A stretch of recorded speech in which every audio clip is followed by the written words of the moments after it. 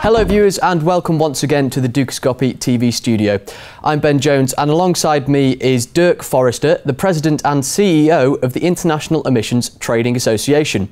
Dirk, thank you very much for coming in today. A pleasure. Thank you for having me. Not a problem. Now, I'd like to begin by talking about the fact that business leaders' approach to the climate change situation is going under somewhat of a major transition.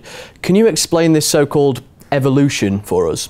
Sure, I'll do it as best I can. I think in the business community there are companies that have been watching the climate issue and addressing greenhouse gas emissions for quite a while, but it's growing more serious as new science is coming to light, and there is sort of a greater level of ambition being expressed by policymakers around the world.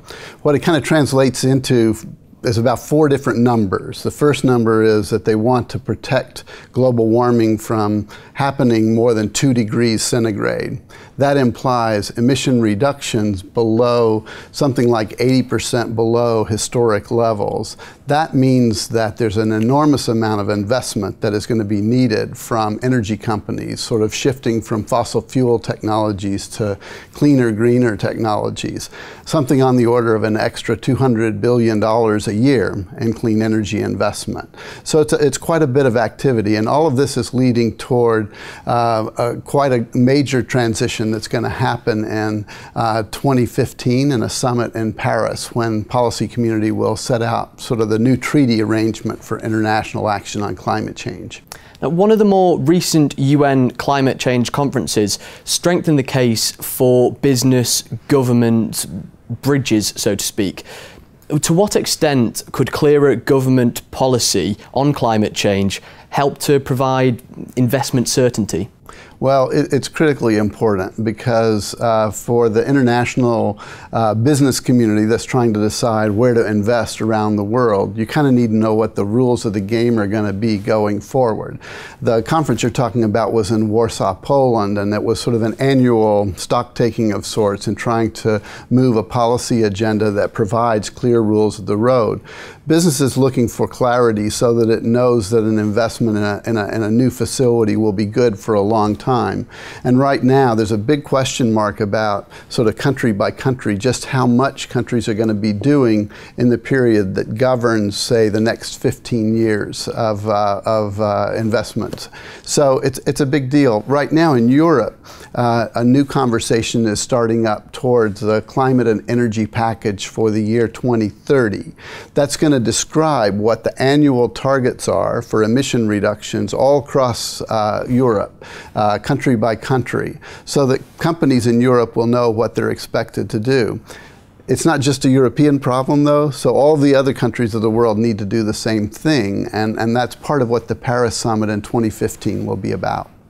Okay, now there seem to be a range of different strategies being adopted by various energy sectors, but all working towards the same goal. So would a more unilateral approach help to speed this process up? Well, it's certainly a goal that my organization has, is that we have a unified system of linked markets so that you could make a reduction wherever in the world made the most sense, and you could bring that reduction to market and sell it, or raise investment to achieve more reductions like that. And if you had a common rule book that was utilized across international borders, it'd be a whole lot more efficient for business, and it would enable the business community to do its fair share at a much lower price tag. So I think that's, in a sense, the holy grail for many in the business community, is to have that kind of a streamlined, harmonized global system of governance around climate change. Now, we're realists also, and I think we recognize that we're not likely to get that immediately. So what you look for is get systems that are compatible enough so that they could maybe join up in the future.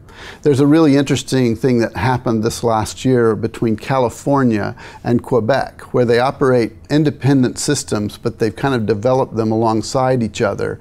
And they've decided, even though it's a province in Canada and a province in the US, a state in the US, that they're going to link their systems because they're so much alike that it will provide a greater geographic reach for the companies involved in those systems, and it should lower the cost over time in achieving the targets. I think that's the wave of the future, but you'd like to see things happen like ultimately for Europe to connect up to California and Quebec, and then for other countries to link up to that system. Okay, and finally, Dirk, can you explain for us the role of emissions trading as a climate change solution? Well, it's the centerpiece of European climate policy, and it's an idea that was originally developed in the United States to address a completely different problem of acid rain.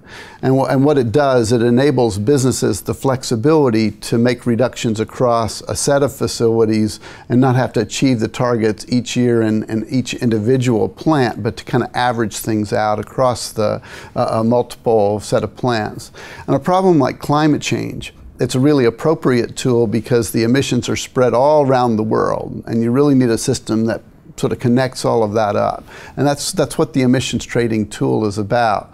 But it's not a tool that every country is ready to use right away. It does take some sophistication in terms of your environmental policy, but it's really interesting this year that we're seeing new emission trading programs come online in different types of places than you would have expected in the past, notably in China.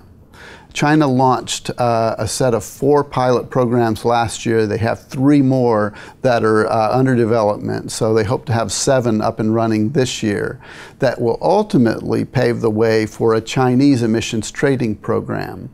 Their pilots cover 250 million people. So they're not small, they're really significant in their own right. But I think they are a signal of where China is headed. That's also very compatible with what Europe is doing. And frankly, I think it's ultimately going to be compatible with the approach that the US takes.